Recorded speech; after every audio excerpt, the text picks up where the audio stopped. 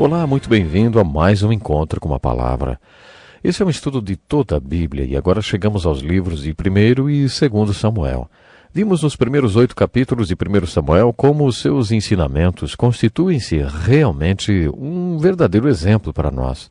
No mesmo livro, dos capítulos 9 ao 15, focalizamos nosso estudo em Saul, o primeiro rei de Israel, que é um impressionante alerta para nós.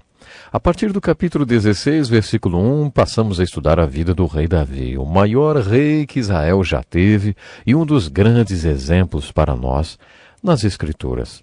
Quando comparamos Saul e Davi, vimos que eles foram totalmente opostos num ponto. O grande problema de Saul foi que ele não obedeceu a Deus. Em 2 ocasiões ele o desobedeceu descaradamente. Em nosso primeiro contato com Davi nas Escrituras, vimos que o seu ponto forte era ser um homem segundo o coração de Deus. Portanto, a vida de Saul é o que podemos chamar de a unção do desobediente. Essa unção não dura muito. Está muito claro nas Escrituras que a chave para manter a unção do Espírito Santo é a obediência. Você já reparou no que Jesus disse na última ceia? Ele disse: "Se me amais, guardareis os meus mandamentos, e eu rogarei ao Pai, e ele vos dará o Espírito." Quando Judas, que escreveu a Epístola de Judas, perguntou a Jesus: "Senhor, por que pretendes manifestar-te a nós e não ao mundo?" Jesus respondeu: "Se alguém me amar, guardará as minhas palavras. Meu Pai o amará, e viveremos para ele, nele faremos morada." Em outras palavras, obediência é o pré-requisito para experimentar o que as Escrituras chamam de a unção de poder do Espírito Santo sobre nós. Lemos no livro de Atos que Deus dá o Espírito Santo àqueles que o obedecem. Portanto, a unção do desobediente não tem como durar. Por isso que Saul não durou como rei. Com Davi nós temos o exemplo da unção do obediente, e essa é outra história. Estudamos por que ele foi um exemplo. Na minha opinião, o exemplo de Davi atingiu o seu auge no capítulo 7 de 2 Samuel, onde lemos sobre o seu reino eterno. Nesse capítulo vemos que Davi tinha no seu coração construir uma casa para Deus. Ele vivia num palácio de cedro e queria construir um grande palácio para Deus que ainda vivia naquela tenda dos tempos do deserto. O profeta Natã foi até Davi e disse que Deus não queria que ele construísse uma casa, porque Deus ia construir uma casa para Davi. A casa que Deus ia construir seria um reino eterno. Davi ia possuir uma dinastia, uma sucessão de filhos que reinariam sobre Israel. É claro que o Messias iria entrar nessa sucessão e o seu reino não teria fim. O capítulo 7 de 2 Samuel é uma descrição desse reino. Quando Davi ouviu essas palavras, fez uma linda oração dizendo: "Ah, Senhor Deus, porque o Senhor derramou tantas bênçãos sobre uma pessoa tão sem importância como eu, além de tudo que o Senhor já fez, ainda fala sobre dar-me um reino eterno. Ah, Senhor, o que mais eu quero dizer? O que mais eu posso dizer? O Senhor sabe como eu sou. O Senhor está fazendo tudo isso porque o Senhor prometeu e porque quer assim." Davi entendia aquilo que o apóstolo Paulo iria dizer na sua carta aos Romanos no Novo Testamento, que não é por causa dos nossos merecimentos, nem por causa das nossas obras que Deus nos abençoa por causa da sua graça. Quando chegamos ao capítulo 11 de 2 Samuel, inicia-se uma outra fase na vida de Davi. Esse período foi um dos mais longos e difíceis para ele. É quando Davi, que tinha sido um grande exemplo, torna-se um alerta. Davi cometeu o pecado do adultério e de assassinato, e por um ano inteiro tentou encobri-los de todo mundo. Quando você chega a esse capítulo de Davi, o pecador, você não consegue deixar de se perguntar: como um homem segundo o coração de Deus, que queria fazer toda a vontade de Deus, pôde cair? Como um homem de Deus, como era Davi, cai assim desse jeito? Quando estudamos o pecado de Davi, vemos que há várias explicações e razões para os seus pecados. Primeiramente, Davi pecou porque era um homem.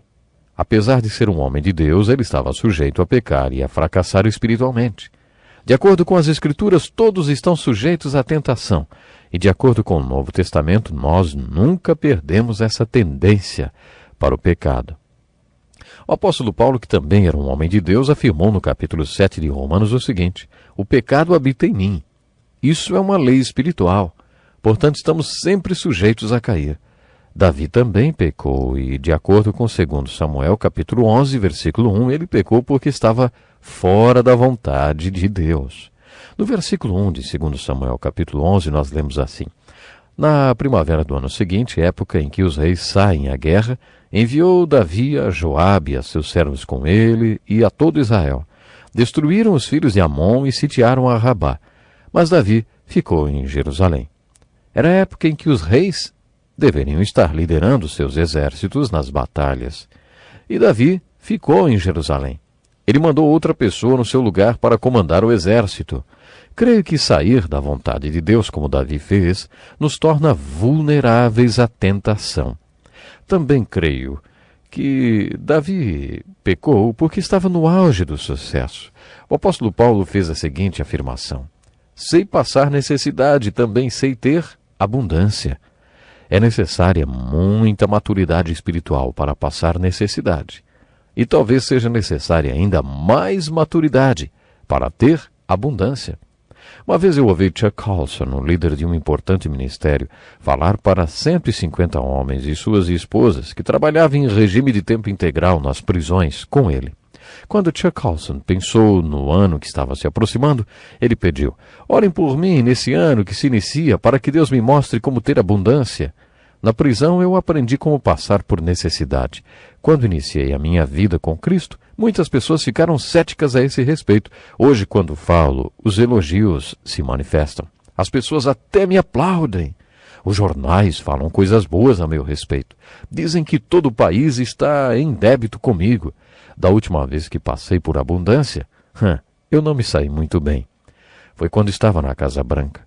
Eu não sabia passar por aquela situação. Àquela altura da minha vida espiritual, eu estava começando a passar pela abundância. Orem por mim, para que eu saiba passar pela abundância. Orem para que Deus me mantenha humilde. Você já percebeu que é nos tempos de abundância que nos tornamos mais vulneráveis? Faça uma retrospectiva da sua vida espiritual. Pense em que momentos você mais cresceu espiritualmente. Não foi nos tempos de dificuldades, quando você passava por necessidades que teve que depender de Deus? Pensando no seu passado, você percebe que quando estava tudo bem foi o tempo que em você esteve mais vulnerável? Davi pecou quando tudo ia muito bem, quando ele estava no auge do seu sucesso como rei. Acho que isso o deixou vulnerável. Lemos que, enquanto o exército de Davi estava tomando a cidade de Rabá, Davi saiu na varanda e viu uma linda mulher tomando banho. Ele quis o que viu. Ele era o rei e podia ter tudo o que quisesse. Ele quis aquela mulher e a tomou. O adultério de Davi foi muito sério. Leia essa história com atenção. Batseba parecia amar sinceramente seu marido Urias. Ele era um dos comandantes do exército de Davi e estava atacando a cidade de Rabá, lutando a luta de Davi. Você provavelmente já conhece essa história. Quando Davi descobriu que Batseba tinha engravidado, mandou que seu marido voltasse da batalha. Ele tentou fazer com que Urias fosse para casa e dormisse com Batseba, mas Urias era um soldado tão leal que não conseguia fazer isso. Davi até embriagou Urias para fazê-lo ir para casa e dormir com a sua mulher, mas Urias recusou-se. Ele disse: meus homens estão lá no campo, não seria certo eu dormir com minha mulher. Quando Davi percebeu que não havia nada que fizesse Urias ir para casa e dormir com sua mulher, escreveu uma mensagem para seu general Joabe e a mandou pelo próprio Urias. Isso mostra como Urias era um homem de confiança. Aparentemente ele não abriu, nem leu a mensagem. A mensagem dizia: quando você atacar a cidade amanhã, ponha Urias na linha de frente de ataque e tire a sua retaguarda, para que ele seja morto. Não passou muito tempo e o general enviou uma mensagem ao rei dizendo: atacamos a cidade e fomos até o muro. Joabe deu a seguinte instrução ao mensageiro: quando o rei se irritar com você e disser: por que vocês se aproximaram tanto do muro? Não sabem que foi assim que Abimeleque morreu? Que uma mulher jogou uma pedra de moinho na sua cabeça? Tudo que você tem a dizer é: Urias, o heteu, morreu. E o rei entenderá. Urias foi morto. E Davi, portanto, não era só culpado de adultério, como também de um terrível assassinato, porque matou um dos seus valentes. Urias era tão leal a Davi como Ruth, Noemi e Jonatas a Davi. Davi traiu a lealdade de Urias e era culpado de adultério, de assassinato. Davi era culpado de viver uma mentira. De acordo com a história, Davi encobriu seu pecado por um ano inteiro. Ele pensou que ninguém descobriria. Só ele saberia, e talvez o seu general de confiança, Joabe. Se você estudar os Salmos de Davi que falam sobre as consequências daquele pecado, perceberá que esse foi o ano mais triste da vida de Davi. Davi foi o grande pregador. Ele pregava para o que chamamos de a grande congregação. Como já destaquei antes, ele escreveu metade do inário do povo de Deus, o livro de Salmos. Davi amava reger o coral dos levitas e aquela orquestra de 4.000 sacerdotes tocava instrumentos musicais que ele próprio havia confeccionado. Ele amava conduzi-los em adoração e louvor. No Salmo 51, em que Davi confessa seu pecado, ele conta que durante um ano inteiro não pregou. Durante um ano inteiro ele não louvou a Deus. Imaginamos que durante aquele ano inteiro ele não tenha orado também. Deve ter sido um ano muito, muito difícil para Davi. No Salmo 32, ele diz que durante um ano inteiro ele se manteve em silêncio e recusou-se a confessar o seu pecado. Sua força secou como a água que evapora num dia de verão, porque a mão de Deus pesava sobre ele. A culpa de Davi o deixou doente. Mas um dia ele diz no Salmo 32, confessei-te o meu pecado, e tu perdoaste a culpa do meu pecado. Ele acrescenta, bem-aventurado a quem o Senhor não atribui pecado, em cujo espírito não há engano. Ele falou dessa bênção do perdão e ainda disse, todo aquele que é santo orará a ti, há tempo de te poder achar. Em outras palavras, Davi disse que o povo de Deus deveria orar, pedindo a bênção do perdão. Isso quer dizer que o povo de Deus não peca? Claro que peca. O exemplo de Davi mostra isso claro. Não há dúvidas quanto ao fato de Davi ter sido um homem de Deus, mesmo tendo caído e pecado. A importância é que Davi se arrependeu. Infelizmente o nosso tempo já acabou hoje. Eu gostaria que você lesse os Salmos 51 e o 32 e descubra a bênção do perdão de Deus para todos os seus pecados. No nosso próximo programa vamos falar um pouco mais sobre Davi. Até lá então. Este é um estudo escrito pelo Dr. Dick Woodward, na voz do pastor Edson Bruno.